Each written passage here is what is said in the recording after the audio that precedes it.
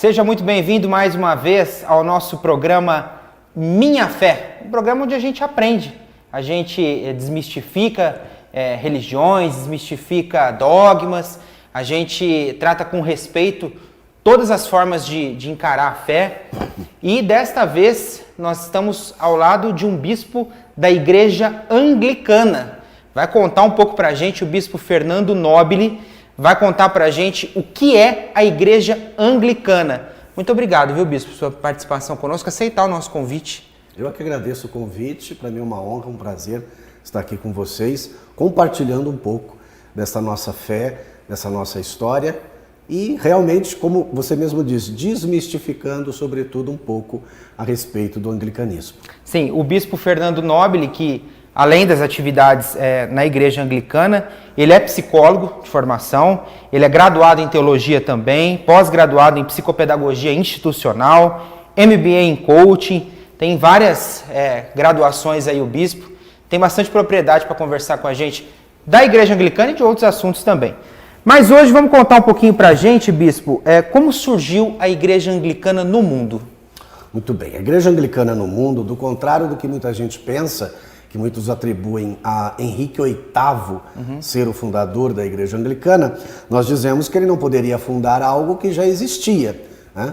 O cristianismo nas Ilhas Britânicas, ou na região da Anglia, como nós falamos, acredita-se que ele está lá desde a época que os apóstolos e os discípulos dos apóstolos começaram a anunciar. Alguns atribuem ao apóstolo Tiago ter ido evangelizar naquela região, outros atribuem a José de Arimateia, mas o que se sabe mesmo é que escravos fugidos e pessoas, por exemplo, militares, né, as grandes embarcações que iam até aquela região, já levaram o evangelho de Nosso Senhor Jesus Cristo naquela região. Por quê? Quando no ano de 600, quando Santo Agostinho chega com a primeira expedição para evangelizar os povos ali das Ilhas Britânicas, já existia cristianismo. O que a gente chama de a Igreja Celta, que era uma igreja muito particular, era uma igreja que tinha toda uma mística própria, eles viviam em conventos, em monastérios, tinha uma espiritualidade muito reservada. É dali que surge, sobretudo, a vida de clausura. Existe até hoje ainda a Igreja Celta, que é uma igreja herdeira dessa igreja primitiva, que o carisma deles é exatamente esse. Ter uma vida mais contemplativa, mais sozinhos, como se vivesse num mosteiro, enclausurado, mas vivem nas cidades, reclusos, por exemplo, em suas casas, em seus apartamentos. Então, a Igreja Anglicana, ela nasce exatamente lá atrás, junto com o cristianismo, e a única coisa que ela não era até mais ou menos 600 com a chegada de Santo Agostinho, ela não era uma igreja ligada à Igreja de Roma, né? A famosa Igreja Católica Romana. A partir de 600 é que o anglicanismo se une a Roma e passa a caminhar junto com Roma, e essa caminhada dura até o século XVI, que é quando eclode a Reforma Protestante, e a Igreja da Inglaterra se separa da Igreja de Roma, né, sendo agora de novo uma igreja independente. Fora lá atrás como Igreja Celta, né, um cristianismo próprio, uma vivência própria da espiritualidade cristã, e a partir da Reforma ela volta a caminhar sozinho, claro que agora trazendo toda uma carga histórica, né, toda uma herança do catolicismo romano. Certo, e é uma igreja então cristã. E quanto à Bíblia? É um livro sagrado para vocês? Sim, a Igreja Anglicana é uma igreja cristã e a Bíblia, inclusive, é um dos fundamentos da Igreja Anglicana. A Igreja Anglicana tem 4 fundamentos, ou que nós chamamos de quadrilátero de Lambeth. O primeiro é as Sagradas Escrituras, então nós dizemos que as Sagradas Escrituras do Antigo e do Novo Testamento contêm todas as informações necessárias para a nossa caminhada e salvação. O credo apostólico e o credo niceno-constantinopolitano como sendo o resumo da fé, os sacramentos maiores da igreja sendo o batismo e a eucaristia, e o episcopado histórico, partindo do princípio que a igreja sempre foi supervisionada por bispos e o bispo é aquele que realmente congrega toda a congregação, todos os fiéis, juntamente com o clero, portanto, os sacerdotes. Pai, Filho, Espírito Santo. O que isso significa para o senhor? A Trindade, ela é muito, vamos assim dizer, ela é a base, né? Tanto que nós dizemos que se tem um dogma que a Igreja Anglicana possui, porque nós abandonamos os dogmas na grande maioria, né? Mas se tem um dogma que a gente tem, além desse quadrilátero que eu acabei de citar, é a crença de que Deus é o Pai Criador, Jesus é o Filho Redentor e o Espírito Santo é aquele que consola, aquele que guia a igreja. Portanto, a igreja não vive sem essa trindade. Tá? Uhum. E a gente pode dizer que a igreja anglicana é uma igreja protestante? O senhor já contou um pouquinho da história, né? Mas ela é uma igreja protestante? Ela é uma igreja mais puxada para o catolicismo? Como é que a gente pode entender isso? Quando Henrique VIII, por questões políticas e não teológicas, porque nós precisamos entender que Henrique VIII estava casado nesse momento com Catarina de Aragão, e Catarina de Aragão tivera 6 filhos, 5 morreram, restou uma mulher. E aí para quem que ela estava prometida? Para o príncipe da Espanha. Então nós sabemos a quem iria ficar o trono da Inglaterra. Henrique VIII não concordou com isso, pediu para o Papa da época anular o seu casamento para que ele pudesse contrair novas núpcias e assim de repente gerar um herdeiro masculino para poder herdar o trono da Inglaterra. O Papa não foi favorável, negou esse pedido para ele. E os bispos da Inglaterra já estavam, de alguma forma, insatisfeitos com a Igreja de Roma, porque não concordavam com o celibato obrigatório para os padres, os dogmas, alguns não encontravam respaldo bíblico, a não ser histórico, questão, por exemplo, da transubstanciação na Eucaristia, enfim, e outros dogmas que a Igreja tinha promulgado, a questão, sobretudo, das indulgências, que é o mesmo problema que Lutero vai, entre aspas, discutir lá na Reforma Protestante na Alemanha.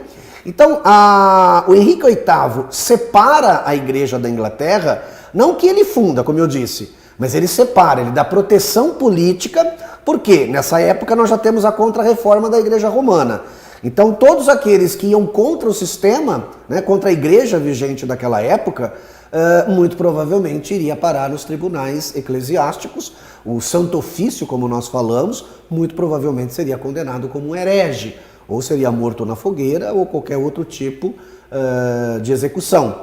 Então, como a igreja já era contra e queria a sua independência, o Henrique VIII aproveita esse momento e dá essa independência. Então, o episcopado inglês, ele acolhe o pedido de Henrique VIII, anula o seu casamento, e aí a igreja começa a caminhar. Só que aí o que acontece? Os filhos de Henrique VIII é que vão herdar o trono da Inglaterra. E aí, dependendo do monarca que entra no poder, a igreja fica, vamos assim dizer, separada de Roma, ou ela volta a se unir com Roma. Só que aí, quando nós temos a ascensão da Elizabeth I, a Elizabeth I faz uma coisa que até hoje a igreja conserva. Ela decreta o que nós chamamos de via média. Portanto, a igreja anglicana, ela é sim uma igreja católica, porém ela é uma igreja reformada. Ela se permitiu banhar-se pela reforma protestante.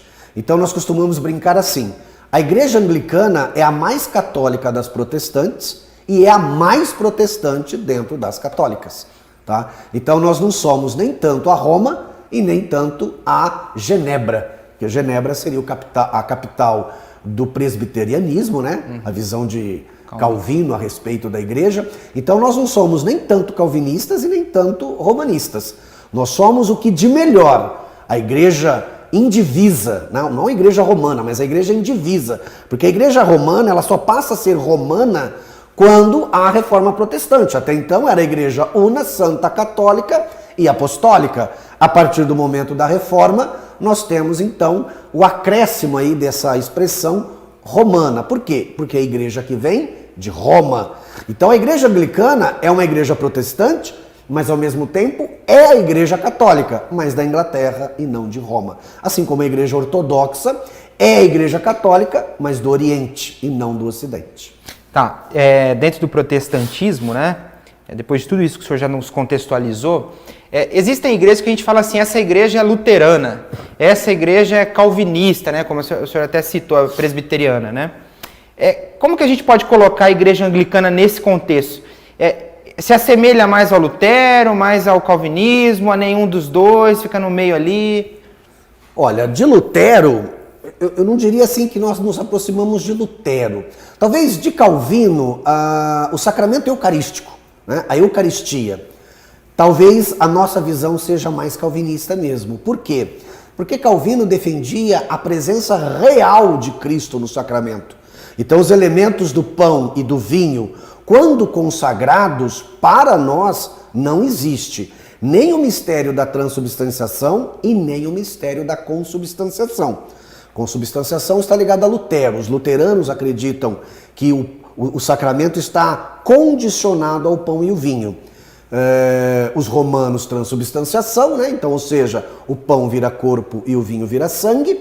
E nós, anglicanos, nos aproximamos mais de Calvino no sentido da Eucaristia, que é a questão da presença real. Se há mudança de matéria ou não, pelos olhos humanos não dá para provar. Pelo texto bíblico, isto é meu corpo, isto é meu sangue, eu não sei se Jesus disse isso literalmente ou se foi uma metáfora.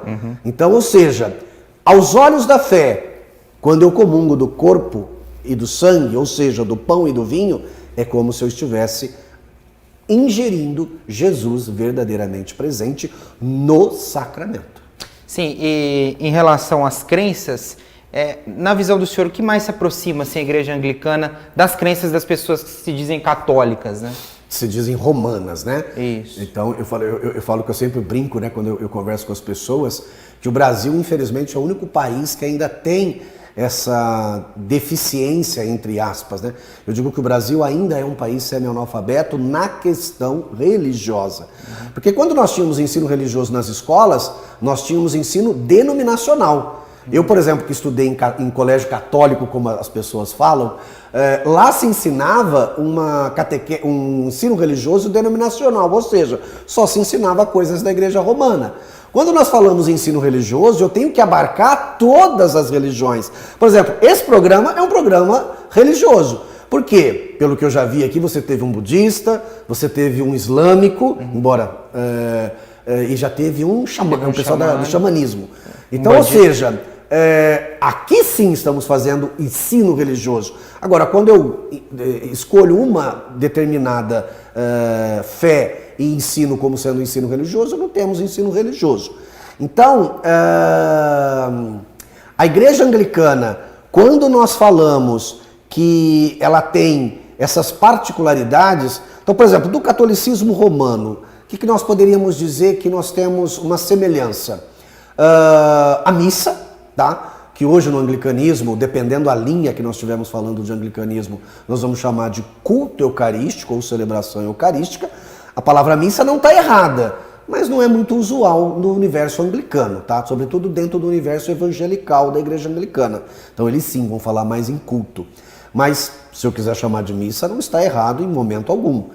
Então a questão da missa, que lembra muito, para quem é católico romano, a missa romana, tá? Eu não diria igual, porque o nosso rito mudou um pouquinho. Então tem algumas palavras, tem algumas expressões que são típicas nossas. Então, por isso que eu vou falar que se assemelha muito. Não vou dizer que é parecido ou igual, porque aí realmente seria um erro, sobretudo teológico. A questão do sacerdócio, né? Então, por exemplo, a igreja anglicana, por ela ser uma igreja litúrgica sacramental, ela conserva ainda o tríplice grau da ordem. Os diáconos, os presbíteros, que normalmente a gente chama de padre, e os bispos. Então, o tríplice grau da ordem ele continua existindo, com as vestes, inclusive, muito parecidas, né? Então, por exemplo, tanto esse colarinho clerical que eu uso é um colarinho que também não é só usado por nós anglicanos e romanos, mas, por exemplo, os presbiterianos usam, muitos batistas usam, muitos luteranos usam. Agora, as vestes, túnica, que é aquela veste branca, ou a estola, que é aquela faixa colorida, né? Que uma hora é verde, outra hora é vermelha, outra hora é branca. Os diáconos usam na transversal e nós, presbíteros e bispos, usamos na vertical. Tá? Então isso se assemelha muito. Então os 7 sacramentos, né? estão conservados, então se assemelha muito.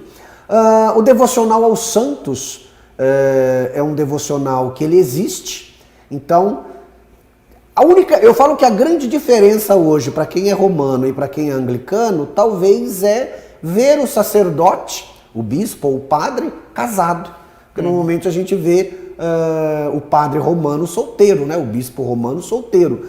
Na igreja anglicana, o padre ou o bispo, eles podem ser casados. Na verdade, a grande maioria o é. É raro a gente encontrar um padre ou um bispo anglicano que seja solteiro, celibatário. A grande maioria tem família, tem a sua vida particular, então, e vive das suas profissões normalmente. Então, as semelhanças estariam aí, né? Na liturgia, nos sacramentos, no tríplice grau da ordem, a forma de celebrar a missa ou a celebração eucarística, tá? Então, essa seria a semelhança que fatalmente nós encontraríamos nas duas igrejas. Certo. A questão da nomenclatura, né? O senhor citou padre, o senhor mesmo é um bispo, né? Existe a figura do pastor, uma pessoa que frequenta e ingressa no ministério.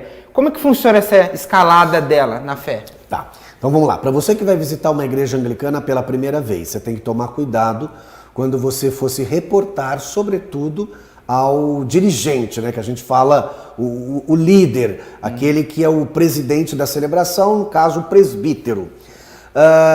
Na igreja anglicana existem duas correntes, na verdade são três, mas duas são as principais porque a terceira é uma derivação das duas.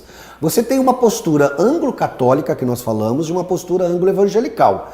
Então você precisa tomar cuidado. Se você estiver numa paróquia como a nossa, aqui em Ribeirão Preto, que é anglo-católica, se você vê um diácono, você pode chamar ele de diácono. Se você vê lá a figura do padre, você pode chamar ele de padre. E se você vê o bispo, é claro que você pode chamar ele de bispo. Agora, se você for numa linha evangelical, você precisa tomar cuidado, porque o diácono, tudo bem, ele vai ser diácono mesmo. O bispo vai ser bispo mesmo, mas o presbítero, que é o nome correto para esse grau da ordem, você não pode chamá-lo de padre, você tem que chamá-lo de pastor. Porque, como eles são de linha evangelical, eles não gostam do termo padre, eles gostam do termo pastor. Agora, se você não quiser errar pela primeira vez, chame de reverendo. Porque aí o diácono, o presbítero, o bispo, você chamou de reverendo, eles não vão se opor. Mas se você quiser usar essas particularidades, tem que tomar cuidado. E a formação é basicamente a mesma que uma pessoa, por exemplo, eu chego na igreja anglicana, eu quero seguir o caminho da ordem que a gente fala, o sacramento da ordem, quero me tornar um líder na comunidade, então você vai estudar, então você vai ser obrigado a fazer teologia. Bom, primeiro você vai ter que viver na comunidade um período. Uma vez que você está lá e realmente mostrou que tem interesse, que é isso mesmo que você quer, então você vai ser convidado a fazer a preparação. Então existem duas preparações. Aquela que nós chamamos de graduação, então você vai ser obrigado a fazer uma faculdade de teologia, tá? Mas você também vai ter que fazer a formação que nós chamamos de a formação específica, que é para você entender o que é o anglicanismo. Então você vai ter que estudar anglicanismo para saber o que é a igreja anglicana. Porque é muito comum muitas pessoas virem de fora, de outras igrejas, e sobretudo da igreja de Roma. E como a aparência da igreja, a estética da igreja é muito similar à igreja de Roma, então o que as pessoas fazem? Eu vou me tornar anglicano porque é o que eu já conheço, né? É como se fosse a igreja católica romana, não é como se fosse. A igreja anglicana tem uma outra forma de pensar, a teologia muitas vezes difere e muito. Nós somos uma igreja, por exemplo, mas muito à frente de muitas outras denominações cristãs. Nós somos uma igreja inclusiva, é uma igreja que está aberta a todos, ela não é restrita. Por exemplo, é a única igreja que eu conheço que a comunhão é aberta. Então, por exemplo, digamos que um irmão, não sei, budista vai à nossa celebração, à missa. Bom, ele é budista, ele nunca fez, por exemplo, catequese, primeira comunhão, né? Mas se na hora da comunhão ele quiser receber Jesus Cristo presente no mistério eucarístico, porque ele acredita nessa divindade, eu não posso negar. A igreja não me permite negar a comunhão para ele. Então, não importa se você é da igreja, né, é membro efetivo da igreja, ou se você não é. As outras igrejas, eu já visitei muitas, em dia, por exemplo, de Santa Ceia, como eles falam, na hora da comunhão eu tenho que me sentar. Mesmo eu sendo um líder de uma igreja, eu não posso, porque eu não professo aquela fé. Peraí, a fé maior que nós professamos é Jesus Cristo. Jesus Cristo se deu em alimento, então eu não posso negar. Então, qualquer pessoa, é uma igreja muito aberta, é uma igreja muito inclusiva, é uma igreja, por exemplo, eu não me confesso há tanto tempo, ok, comunga, depois você confessa. A igreja anglicana, por exemplo, você não precisa da confissão auricular, você não precisa sentar do meu lado ou num confessionário e confessar seus pecados, basta você confessar lá, por exemplo, durante o rito penitencial da missa, você faz a sua confissão e eu, como ministro da igreja, quando der a absolvição, você estará absolvido. Então você poderá comungar normalmente. O pessoal da Segunda União, que muitas vezes tem dificuldade para comungar, por exemplo, na igreja romana, não temos esse problema na igreja. Então, assim, é uma igreja muito aberta, é uma igreja que não impõe nada a ninguém. É uma igreja que você é livre dentro do culto e dentro da igreja. A única coisa que você não pode ferir, aqueles 4 elementos primeiros que eu falei, o quadrilátero de Lambert. A Bíblia, os sacramentos da igreja, o episcopado histórico e o resumo da fé, que é o credo apostólico e niceno. O que é o batismo nas águas para a igreja anglicana? Existe? Vocês fazem batismo? O batismo, preferencialmente, nós sempre dizemos que precisa, para qualquer sacramento, matéria e forma. Né? Matéria é a água. Tem que ter água como matéria nesse sacramento. E a forma tem que ser em nome do Pai, do Filho e do Espírito Santo. Se você vai fazer um batismo de corpo inteiro, ou só de aspersão, ou só de unção, não importa. Tem uma brincadeira que a gente faz na igreja anglicana, que um reverendo foi discutir com um pastor evangélico, um pastor reformado, se vale ou não vale só jogar a água na fronte da criança. Ele dizia que não vale. E aí o reverendo pergunta por quê? Não, porque tem que molhar até a cabeça. Então se molhar até a cintura não vale. Ele dizia, não. Se for até o tronco, não vale. Também não. Se for até o queixo, também não. E se for na cabeça? Se for na cabeça, vale. E onde é que nós jogamos a água quando nós batizamos uma criança, por exemplo? Exatamente na cabeça. Claro que isso é uma brincadeira, mas o batismo para nós, sendo com água, tá? Água corrente ou não, tem igrejas, já vi igrejas anglicanas fazerem as famosas piscinas batismais e a pessoa mergulha de corpo inteiro, ou vai até água corrente num rio, no mar, não importa. Sendo na água e sendo na Trindade, ou seja, como Cristo pediu, batizando-os em nome do Pai, do Filho e do Espírito Santo, esse batismo é perfeitamente válido. Me ocorreu uma dúvida aqui, o senhor falou de crianças, né? Eu já vi alguns pastores evangélicos dizerem que não batizam crianças, né? Porque é remissão de pecados e crianças não têm pecado. Como a igreja anglicana enxerga isso? Bom, primeiro que a gente precisa corrigir, pelo menos a nossa jurisdição anglicana, ela mostra uma coisa muito clara. Batismo não pode ser entendido como apagar pecado original, tá? Existe toda uma doutrina, toda uma teologia que ensina que nós herdamos o pecado original dos nossos pais, Adão e Eva, tudo.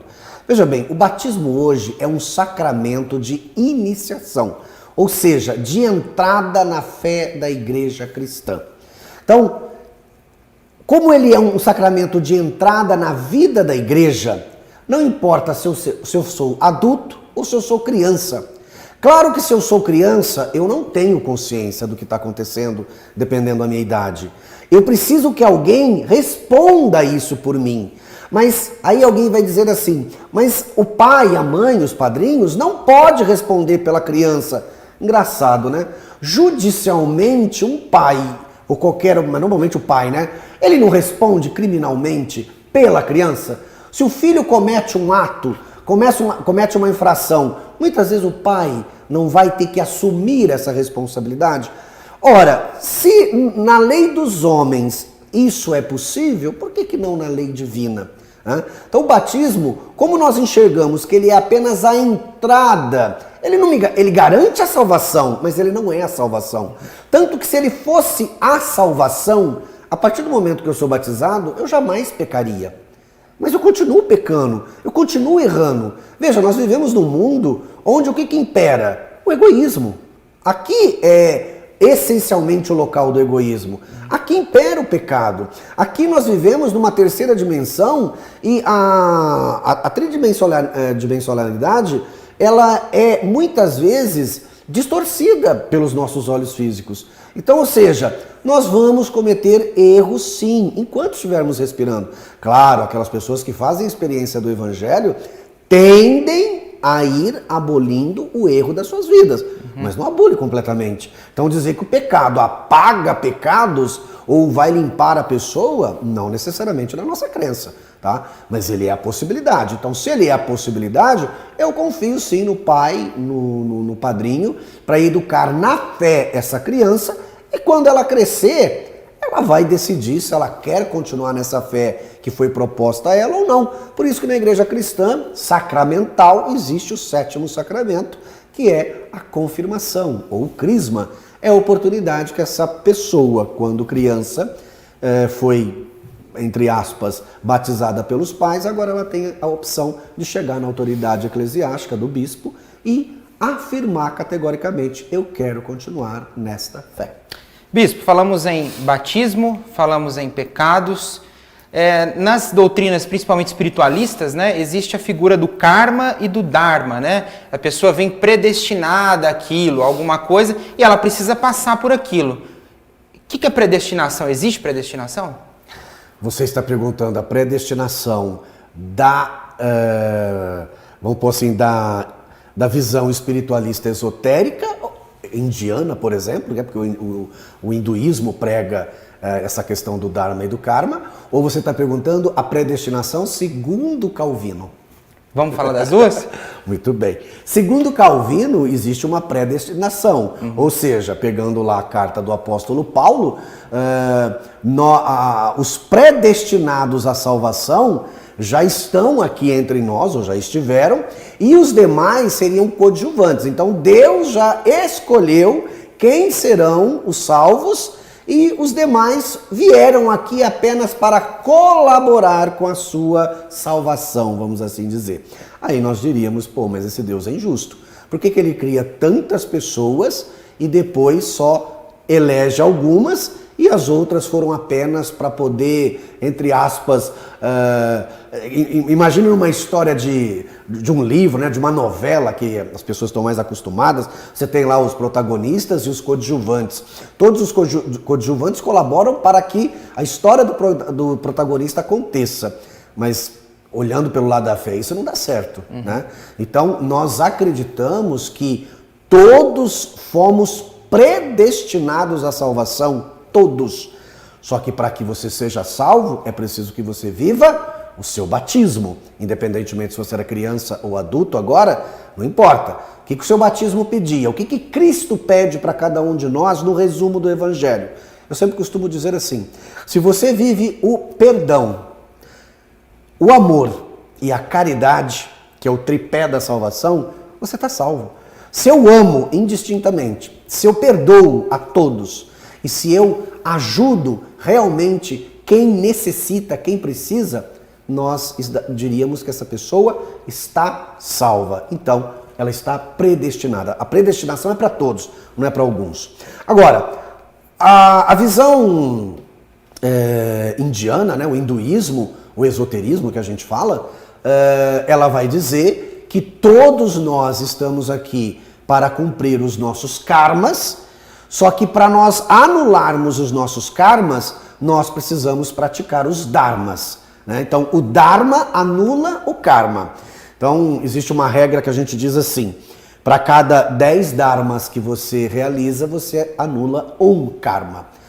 Tá, isso é a visão indiana. Nós cristãos ou anglicanos aceitamos isso? Se a gente for olhar na essência dessa doutrina, ela não difere muito da doutrina cristã. Por quê? Eu preciso ser bom. Eu preciso verdadeiramente viver a essência do Evangelho de Cristo. Então, viver a essência do Evangelho de Cristo nada mais é do que viver o Dharma. Então, se eu estou praticando Dharmas, não importa o nome que eu dê, eu estou anulando tudo aquilo que é negativo na minha vida. Claro que na visão esotérica, o karma, por exemplo, ele é reencarnacionista, né? Então, por exemplo, você herda essas coisas de outras vidas. Agora, eu vou ser muito sincero, eu como bispo, como um estudioso, sobretudo, de ciências esotéricas, e de tudo que eu já li e estudei, o Ocidente tem muito que aprender com o Oriente ainda. Tem muita coisa interessante na doutrina, sobretudo do hinduísmo, que é a religião mais antiga do mundo. Só que, como nós optamos preferencialmente por Jesus, optamos pelo cristianismo, tudo aquilo que está fora do cristianismo nós tendemos a ignorar, nós tendemos a condenar. Nós não podemos condenar. Então, assim, a igreja precisa aprender muito ainda com, sobretudo, os nossos irmãos hinduístas, e tem muita coisa lá que a gente pode adotar e pode aproveitar, e que, na verdade, eles estão falando a mesma coisa que nós, só que usando uma outra linguagem. Muito interessante, bispo. Estamos tendo uma aula aqui, né, de teologia também, que é muito legal, a gente tem informação, né? Religiões sempre surgem muitas discussões, né? Uhum. Do aspecto físico da igreja anglicana, tem imagem de santo lá no altar? Tem paróquias que você vai encontrar a imagem de santo, tem paróquias que não. O que nós anglicanos optamos? No nosso calendário litúrgico, nós conservamos todos os santos canonizados pela igreja indivisa. O que a gente chama de igreja indivisa? Aquela igreja que ainda não era separada. Tá? Então, estamos falando antes da Reforma Protestante, antes do século XVI. A partir da Reforma, entendeu-se que nós não precisamos mais canonizar. Dentro do calendário litúrgico da igreja, portanto, domingo que passou, dia 2, né? Dia 1º, que foi no domingo, nós celebramos no calendário da igreja, tanto romana quanto anglicana, a solenidade do Dia de Todos os Santos, né? Então, todos aqueles homens e mulheres que morreram em prol do Evangelho, ou vivendo o Evangelho de Cristo, que hoje com certeza estão diante de Deus, e se estão diante de Deus, são santos. Porque o próprio Cristo afirma que somente os santos verão a Deus. Ora, se eu estou diante de Deus, então, por consequência, eu sou um santo. Se eu estou diante de Deus, o que eu estou fazendo diante de Deus? O louvando, o glorificando, o bendizendo. E ao mesmo tempo, junto com Deus, intercedendo pela humanidade. Uhum. Então os santos são intercessores naturais, na nossa visão. Você pedindo ou não pedindo, eles vão interceder por você do mesmo jeito. Então, até a separação com a Igreja de Roma, nós tínhamos todos os santos e ainda o temos no calendário. A partir daí não canonizamos mais. Então, por exemplo, se você for procurar no nosso calendário, não sei, Irmã Dulce, você não vai achar, João Paulo II, você não vai achar, porque são santos mais novos, né? E santos que a igreja foi canonizando a partir de 1600. Então, esses você não encontra no calendário litúrgico. Mas posso, como anglicano, ter uma devoção, por exemplo, a São João Paulo II? Posso. Pessoalmente, sim. O que a igreja não faz, por exemplo, o que a gente chama de alarde. Então, no dia do santo, por exemplo, eu sou franciscano, pertenço à ordem franciscana, dentro da igreja anglicana, tenho meu devocional franciscano, mas no dia 4 de outubro, por exemplo, eu não vou fazer uma missa com a imagem de São Francisco, não vou colocá-lo no andor, não vou fazer procissão. Por quê? Porque nós entendemos que todo foco, vamos assim dizer, todo holofote, ele deve ir para Cristo. Ele é a única verdade para nós cristãos. Então, todo o alarde, entre aspas, é feito para Cristo. Os santos, nós pedimos, por exemplo, na oração que nós fazemos na coleta, na oração inicial da igreja, nós sempre pedimos assim, que nós tenhamos força de imitar na nossa vida aquilo que aquele santo em questão fez. Falamos sobre a vida dele, falamos sobre as realizações dele. Então assim, é proibido ter imagem nas paróquias? Proibido não é, mas algumas paróquias evitam para não ter aquele problema de você, por exemplo, ver a pessoa se ajoelhar diante da imagem, passar a mão na imagem, fazer o sinal da cruz. Então, lembra uma idolatria. Então, para evitar isso, pede-se para não pôr. Mas tem muita paróquia que você entra, vai ter imagem, não tem problema nenhum. Qual é a relação da Igreja Anglicana com o Papa? Nós vemos o Papa como uma figura, vamos assim dizer, espiritual, né? Nós não vemos o Papa como alguém que tem, entre aspas, a última palavra dentro da igreja, que chefia a igreja e que todos os seus decretos papais, todas as suas bulas têm que ser seguidas. Por exemplo, nós temos dentro do anglicanismo a nossa figura máxima, que é o arcebispo de Cantuária, mas nós vemos ele como uma figura espiritual, né?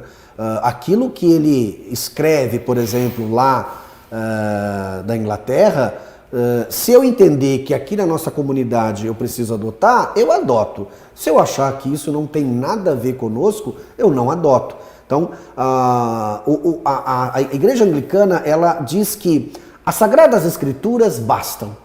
Aquilo que está na Sagrada Escritura, faz. Aquilo que não está, faculta-se. Por isso que a gente tem uma expressão assim, no essencial, igualdade. Então aquilo que é essencial tem que ter igualdade. Agora no não essencial, diversidade. Então as pessoas fazem como elas acharem melhor, e isso inclusive não é nosso, né? É de Santo Agostinho, já que foi ele, entre aspas, que começou tudo lá na Inglaterra. Começou tudo na Inglaterra. Como que a Igreja Anglicana chegou no Brasil? Como iniciou-se esse trabalho? Olha, oficialmente nós vamos ter a fundação da primeira capelania na cidade do Rio de Janeiro, em 1819. Porém, sabe-se que alguns missionários já tinham vindo ao Brasil antes e se sabe de algumas celebrações, inclusive alguns cultos na Bahia, em Salvador, tá?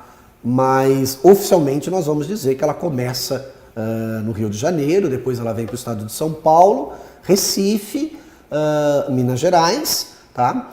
A igreja hoje no Brasil ela está presente em todos os estados praticamente, cresce muito no Nordeste, lá é o maior crescimento, mas por incrível que pareça é o modelo evangelical que cresce lá.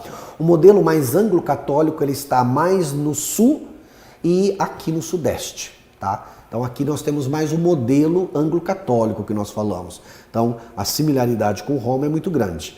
Mas no Nordeste nós percebemos que cresce muito mais o modelo evangelical, então aquela igreja mais reformada mesmo, mais próximo dos evangélicos. Em Ribeirão Preto? Ribeirão Preto nós começamos a missão anglicana em 2005, quando eu fui ordenado presbítero. Aqui iniciamos uma igreja que ficava aqui mesmo, próximo da Câmara, aqui na rua Guatapará. Foi o primeiro ponto de missão que nós tivemos, mas a igreja mesmo, como nós temos constituída hoje, ela começou em 2008, lá na rua Ceará, nos Campos Elíseos, onde estamos até hoje, tá? Certo, que o senhor já falou, rua Ceará, né, nos Campos Elíseos. Quem quiser entrar em contato com o senhor, saber mais sobre a Igreja Anglicana, como é que faz? Bom, nós temos a página do Facebook, que você digita lá, Igreja Anglicana Cristo Redentor, que é o padroeiro da nossa paróquia, né? Ou você pode entrar em contato comigo no 16 99203 2221, tá? Existe a página, o blog da igreja, que é igrejadoencontro.blogspot.com, tá? Esse aí está um pouquinho desatualizado porque a gente cuida mais do Facebook. A página do Face, a gente percebe que tem muito mais visitação. Então a gente cuida mais do Facebook. Então, nesse meu celular, tá? E, inclusive esse celular é o WhatsApp, então se as pessoas quiserem mandar mensagem via WhatsApp, fica à vontade. Eu sempre costumo dizer que eu respondo com a maior rapidez, com a maior prontidão.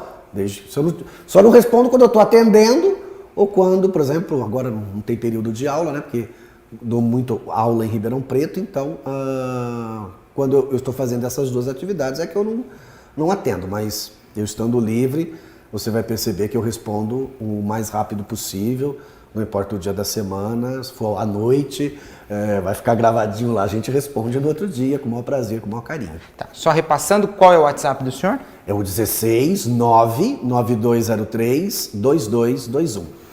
Cerca de 80 milhões de pessoas, de cristãos hoje, são anglicanos, segundo uma pesquisa que nós realizamos, que é o terceiro lugar.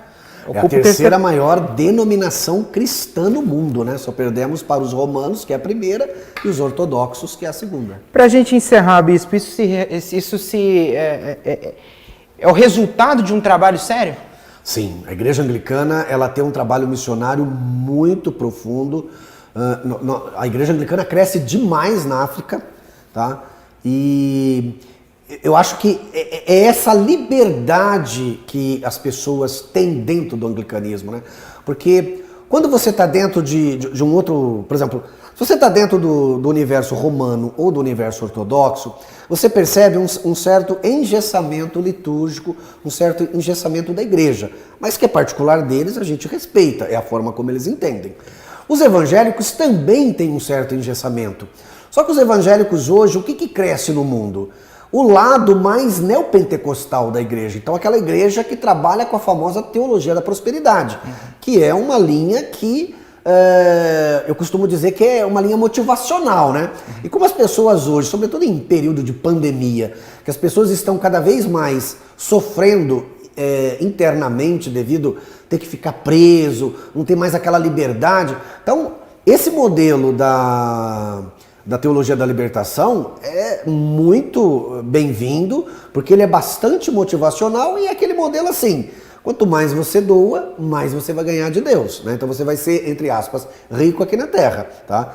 E a proposta do evangelho não é essa, a proposta do evangelho é você ser milionário, mas não aqui, e sim lá no plano futuro, que é no plano paraíso, tá? Então, a igreja anglicana, ela propõe esse modelo aberto, esse modelo livre, esse modelo que tudo ao mesmo tempo é possível, mas tudo com moderação, né?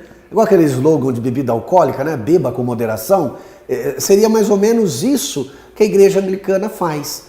Você pode fazer, você pode ser livre dentro da igreja, você vai ser ouvido dentro da igreja, mas existe uma certa moderação. Tem que ter algum tipo de freio, né? E as pessoas, quando conhecem o anglicanismo, se apaixonam. Eu costumo brincar o seguinte: se o anglicanismo não existisse, eu talvez o inventaria. Porque eu não consigo hoje me ver dentro de uma outra igreja. Porque a liberdade que eu tenho, e não é nem porque eu sou, por exemplo, bispo hoje na igreja, mesmo quando eu era leigo dentro da igreja, você tem uma liberdade, você pode pensar da forma como você quer, você pode estudar o que você quer, você pode se aventurar dentro do que você quer. E a igreja anglicana te permite isso, né? Ok. Mais uma vez, muito obrigado, bispo Fernando. Eu que agradeço a oportunidade. Nós é que agradecemos. Eu estive ao lado do bispo Fernando Nobile, ele que é da igreja anglicana aqui de Ribeirão Preto. Durante o programa falamos, ele citou até o budismo, o bispo citou hinduísmo, igreja católica romana, igreja evangélica. A sua fé, o que mais importa é o respeito. Cada um tem a sua fé, cada um tem o seu modo de pensar, mas o que nós não podemos deixar de lado é o respeito, é a consideração pela opinião alheia, é não tentar forçar nada. O que importa é cada um se respeitar, e o que mais Cristo propagou foi o amor, né, bispo? Com certeza. É isso. Muito obrigado por sua presença. Tchau, tchau. Tchau, tchau.